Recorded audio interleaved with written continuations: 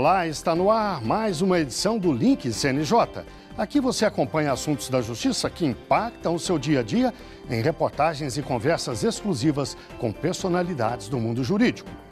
E hoje vamos falar dos direitos de presos. Mais do que isso, dos direitos dos filhos deles e de pessoas com deficiência que são dependentes desses presos. Em 2021, o sistema prisional brasileiro abrigava 30 mil mulheres e pelo menos 1.000 crianças estavam atrás das grades com as mães porque não tinham para onde ir ou quem cuidasse delas. Mas apenas 14% das prisões têm espaço preparado para gestantes e lactantes. Só 3% tem berçário ou centro de referência materno-infantil.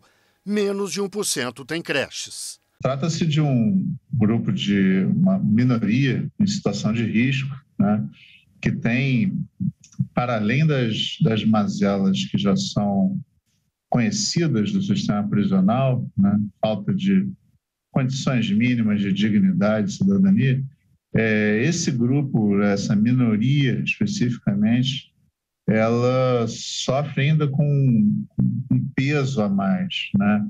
Que é justamente o de estar separado de seus entes queridos e especificamente aqui a gente tratando, né, de crianças, adolescentes e pessoas com deficiência, ou seja, pessoas que precisam de um amparo adicional, né, uma atenção especial dos seus familiares. E mesmo quando existe alguma infraestrutura para as mães no sistema prisional, é preciso lembrar que este não é lugar para crianças.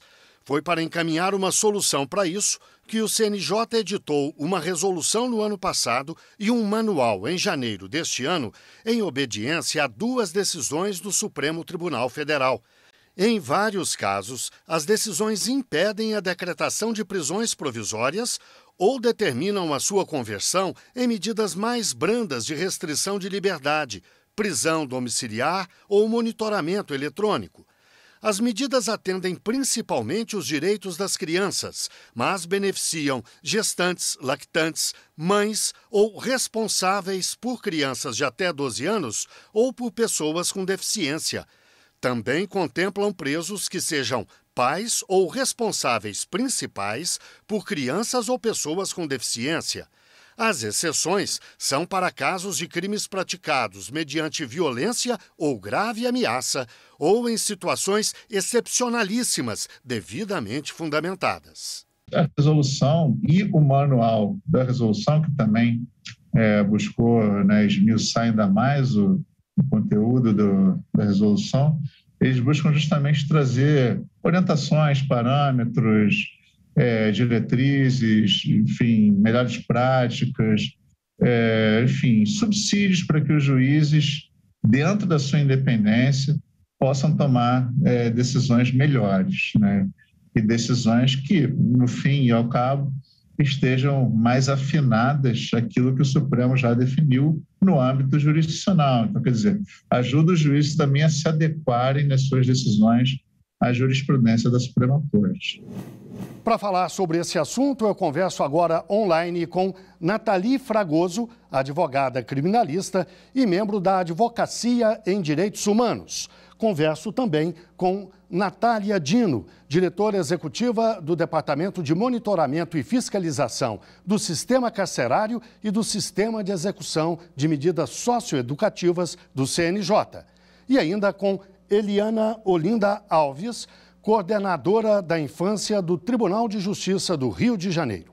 Muito obrigado às 3 pela participação no programa. Nathalie, eu começo por você. Gostaria que você fizesse um pequeno histórico da evolução legal desse instrumento, a resolução, desde 2015, me parece que surgiu a movimentação, até agora. E também nos falar sobre a importância dela. Para falar sobre o histórico, né, de providências legais para lidar com essa questão dos direitos reprodutivos e como eles são afetados pelo cárcere no Brasil, acho que eu centraria o início desse debate institucional na DPF 347, lá em 2015, quando foi julgada a medida cautelar. Depois daí veio o Marco Legal da Primeira Infância, em 2016, que passou a permitir a substituição da prisão provisória, da prisão cautelar por prisão domiciliar, né?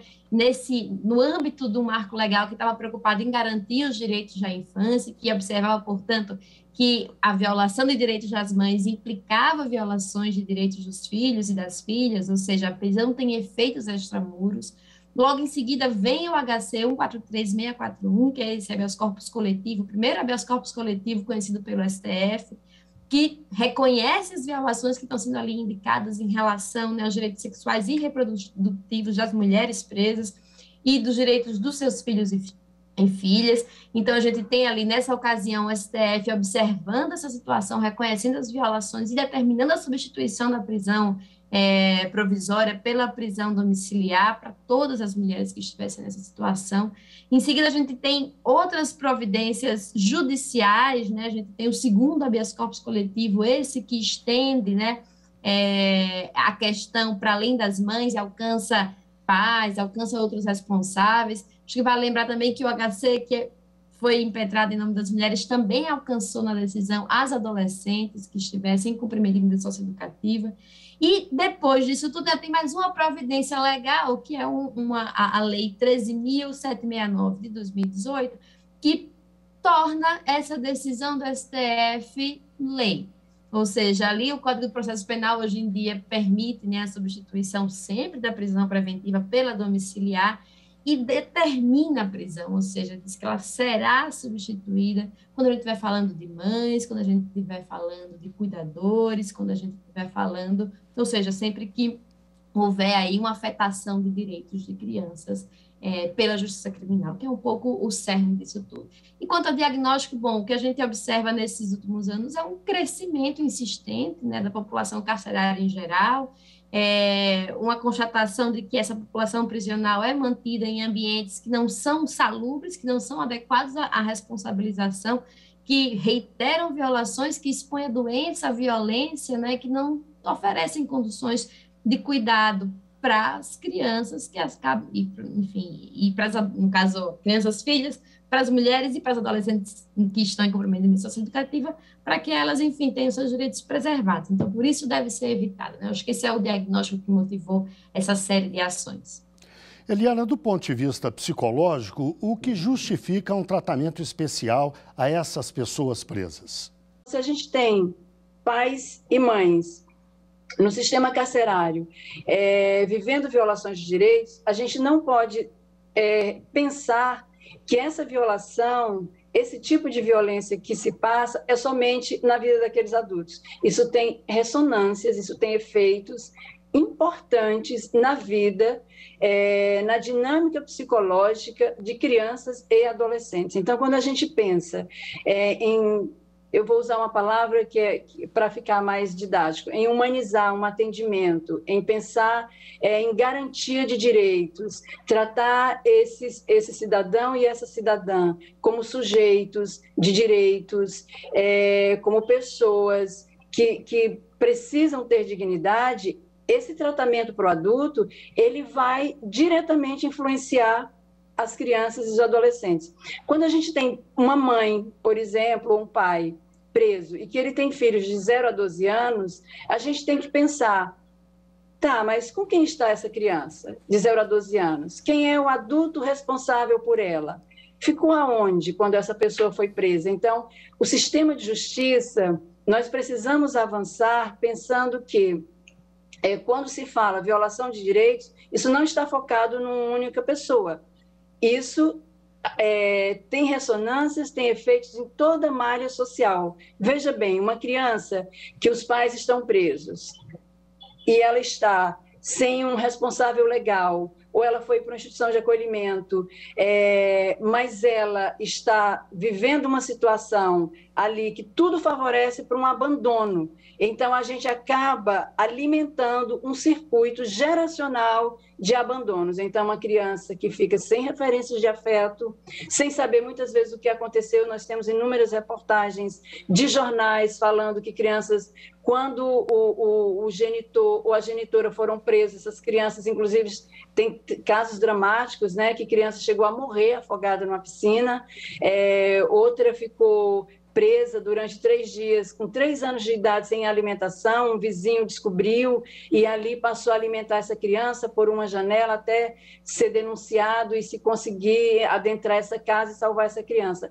Então, quando a gente pensa na questão da violação, muitas vezes fica uma mensagem muito ambígua do ponto de vista social. Parece que existe uma defesa, né, dos grupos de direitos humanos que corre, de certa maneira, um certo preconceito. O que é direito humano?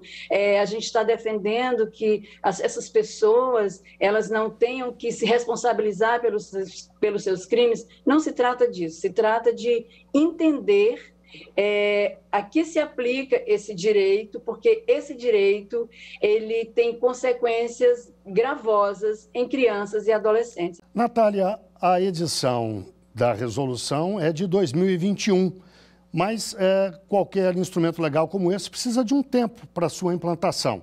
Qual é o balanço que se faz desde a edição até agora? Já foi efetivamente implantada, Ana? A gente, no Conselho Nacional de Justiça, aproveitando esse resgate histórico que a Nathalie fez e essa contextualização também da necessidade prática da vida real das pessoas que constituem o público-alvo dessa resolução, editou essa resolução no intuito de assegurar a normatividade e orientar os tribunais e os magistrados sobre como eles podem identificar essas pessoas, registrar essas informações de que elas constituem um público-alvo desses direitos adequadamente em todos os sistemas informatizados do Poder Judiciário, acompanhar e analisar esses processos de uma forma diferenciada, com esse atendimento também, com esse olhar das equipes multidisciplinares, assegurar um monitoramento do cumprimento dessas normas e desses direitos e, dessa forma, garantir que a gente realmente vislumbre, no médio e longo prazo, a redução do público constituído por mães, por pais, cuidadores. As mães vieram primeiro no habeas corpus que foi impetrado pelo CADU, foi um habeas corpus admitido na forma coletiva, que contou com ampla participação social, diversas entidades foram admitidas como a Miticúria, demonstrando que esse é um problema coletivo, e como um problema coletivo, ele precisa ser enfrentado de várias formas, por vários atores, vários órgãos diferentes. Então, a resolução do CNJ, ela vem junto com um manual de orientações dos procedimentos que devem ser adotados pelos tribunais e pelos magistrados, e ela vem também com uma novidade, que é a criação de uma instância de acompanhamento em nível nacional, que é uma comissão permanente interinstitucional, composta por representantes de diversas carreiras do sistema de justiça, por representantes da sociedade civil organizada também, no intuito de realmente garantir que a gente veja a efetividade desses direitos que já foram assegurados em nível legal, que já foram objetos de ordens que são vinculantes também, são decisões do Supremo Tribunal Federal que já têm um conteúdo mandatório, então elas já determinam que essas pessoas sejam prioritariamente retiradas do cárcere, seja em proteção dos seus próprios direitos, enquanto mães, pais, cuidadores,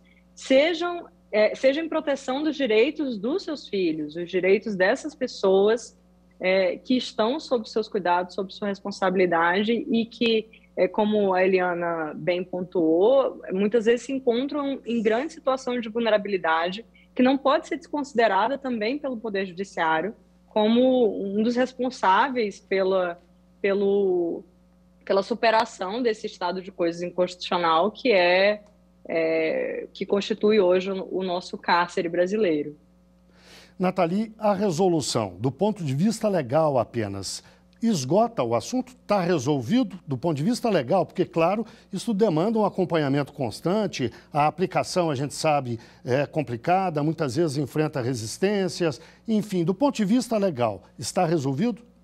O Brasil tem hoje um bom marco normativo no que diz respeito à proteção de mulheres que sejam mães, gestantes ou pais e cuidadores responsáveis por crianças. É claro que a gente precisa sempre ir adaptando esse quadro legal, né, ao diagnóstico de como ele vem sendo implementado.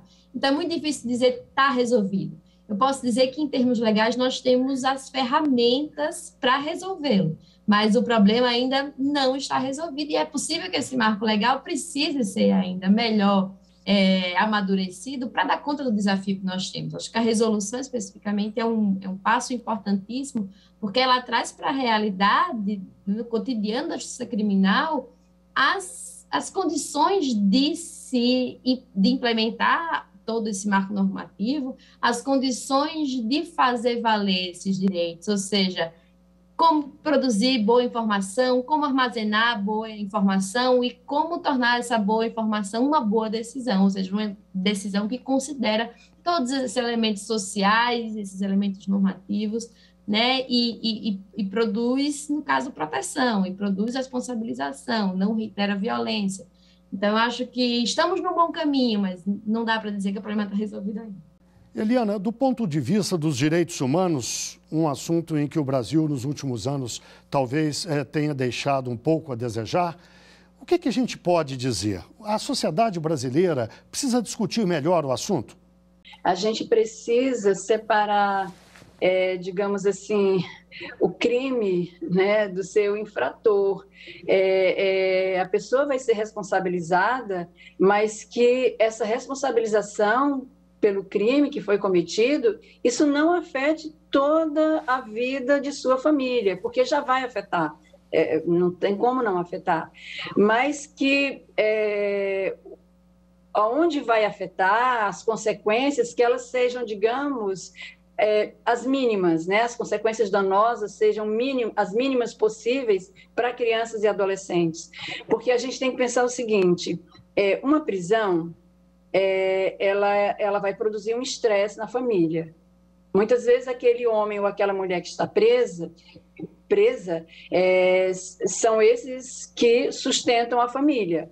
A gente tem visto muito isso aqui na Secretaria de Administração Penitenciária no Rio de Janeiro, trabalhando com mulheres, né, mães, gestantes e lactantes que estão no cárcere. Então, muitas vezes, elas são o sustento da família. Então, veja, já cria-se um estresse aí, né, da questão da sobrevivência. O outro adulto, ou os adultos que estão em casa, às vezes não são nem adultos, são adultos jovens, recém-saídos da adolescência, ou muitas vezes adolescentes, que vão ficar com o encargo de crianças menores, então aí já tem um novo estresse, né? Quer dizer, você convoca para uma cena uma pessoa ainda em desenvolvimento, né? Um adolescente ou um adulto jovem ainda se preparando para a vida, para que ocupe um lugar importante de cuidador, né? Como referência primária, afetiva, ao mesmo tempo também do ponto de vista material.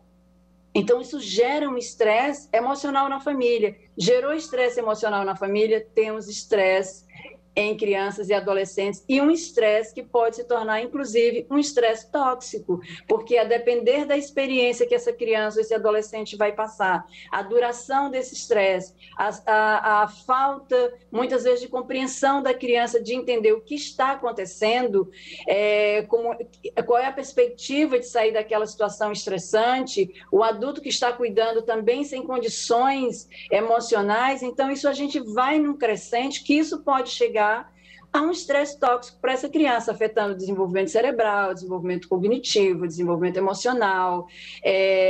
São muitas coisas que estão em jogo quando a gente pensa na defesa do direito humano desses apenados e, certamente, de sua prole, filhos e filhas. Natália, há pouco eu citei eventuais resistências que podem surgir à aplicação da resolução. O Departamento de Fiscalização e Monitoramento está preparado para enfrentar essas eventuais resistências? Olha, Guilherme, a gente trabalha na implementação dessa resolução com a premissa de que a eventual manutenção dessas pessoas na prisão, muitas vezes ela é ocasionada pela dificuldade de identificação desse público.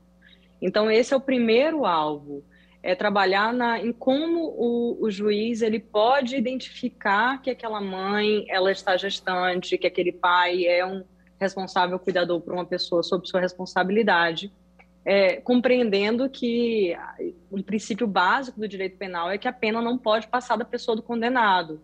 E, apesar disso, a gente tem estudos que demonstram, por exemplo, existe um estudo de 2010 que demonstra que a pena pode alcançar até 17 pessoas de uma mesma família, fora todo o custo social que essa prisão dessa pessoa representa, todo o custo financeiro também que a prisão representa. A gente soltou um levantamento no ano passado que demonstra que o custo médio de uma pessoa na prisão gira em torno de R$ 1.800, podendo chegar até aproximadamente R$ 4.000, a depender do estado.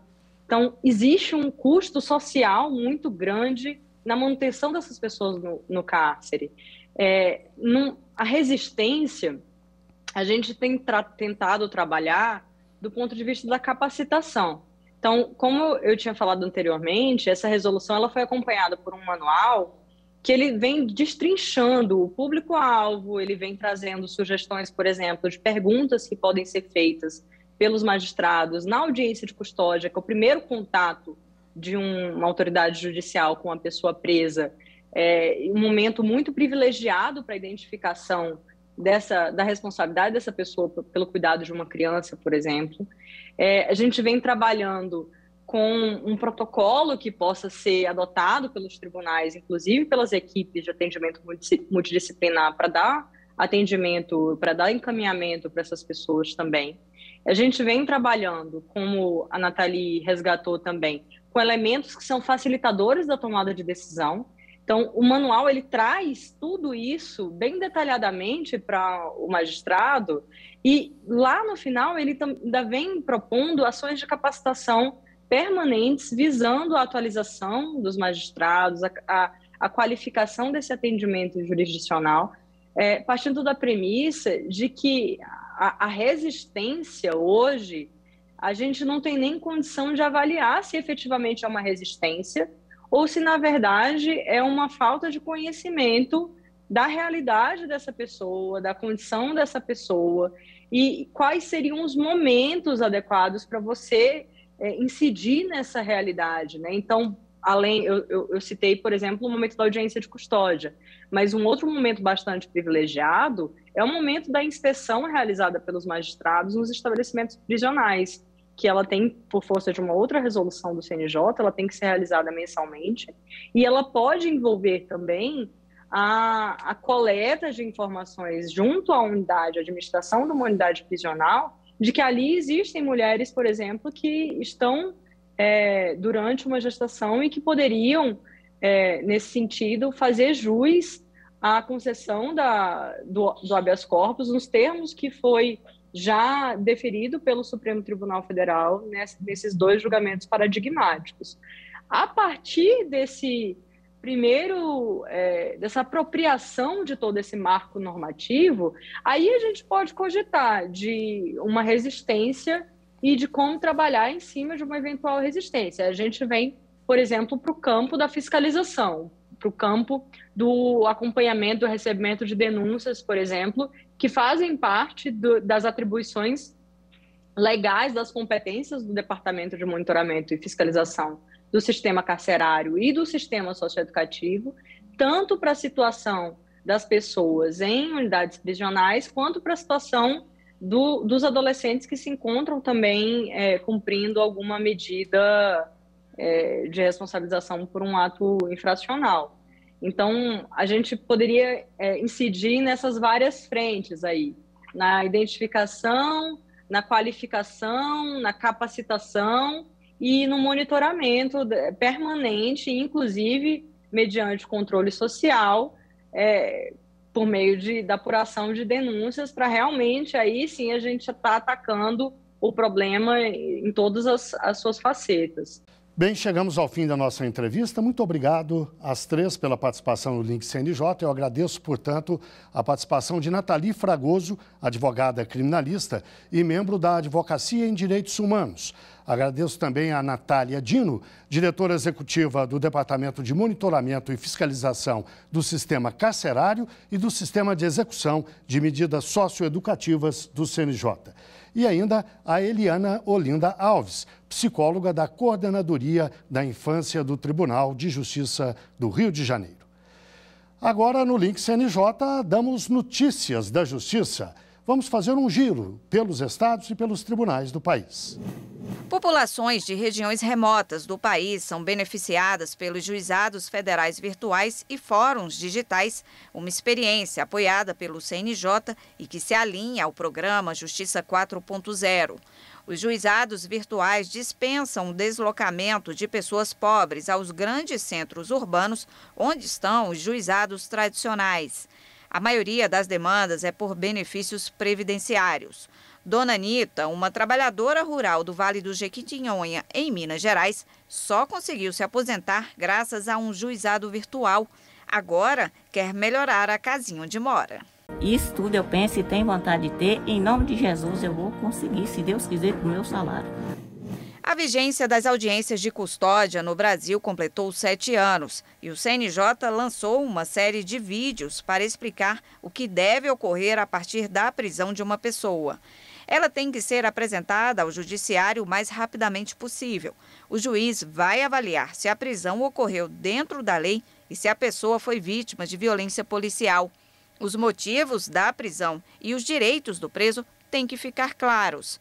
Desde fevereiro de 2015, mais de 850 mil audiências de custódia foram realizadas em todo o país e a taxa de pessoas presas de forma provisória caiu 10%. Baixe a cartilha Audiência de Custódia para mais informações para a pessoa presa e familiares. O Tribunal Superior Eleitoral acolheu o projeto de acessibilidade para deficientes auditivos nas urnas eletrônicas. O projeto vai incluir um intérprete de Libras, a língua brasileira de sinais, na tela da urna para indicar quais cargos estão em votação. A versão inicial do software com as adaptações está pronta. Falta a realização de testes. Segundo o IBGE, 5% dos brasileiros têm algum grau de surdez. São mais de 10 milhões de pessoas. É hora do CNJ nas redes. Vamos ver algumas das postagens que marcaram a semana nas redes sociais do CNJ.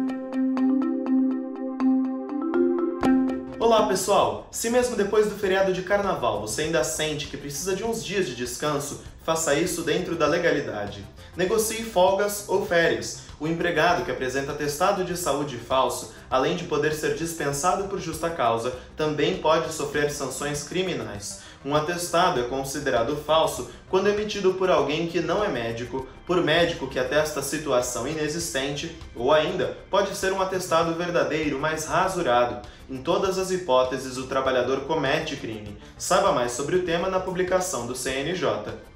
Não cansamos de lembrar, todo e qualquer conteúdo publicado na internet de forma discriminatória não deixa de ser crime só porque não foi dito pessoalmente. Preconceitos de raça, cor, etnia, LGBTfobia são crimes, mesmo quando praticados nas redes sociais. Na verdade, quando esse tipo de conduta é realizado por intermédio dos meios de comunicação digital, tem a pena agravada.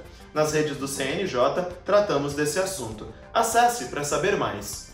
E para finalizar, o CNJ abriu edital para o Concurso Nacional de Decisões Judiciais e Acórdãos em Direitos Humanos. A premiação tem o objetivo de valorizar o trabalho de magistrados que atuam na promoção dos direitos humanos no país, reconhecendo decisões e acórdãos que efetivaram a proteção às diversidades e vulnerabilidades, observando os tratados e as convenções internacionais em vigor no Brasil, da jurisprudência da Corte DH e das recomendações da Comissão Interamericana de Direitos Humanos. As inscrições para o concurso vão até o dia 30 de abril. Eu fico por aqui. Tchau, tchau. Bem, chegamos ao fim de mais um Link CNJ. Muito obrigado a você que esteve com a gente até agora e até o próximo programa.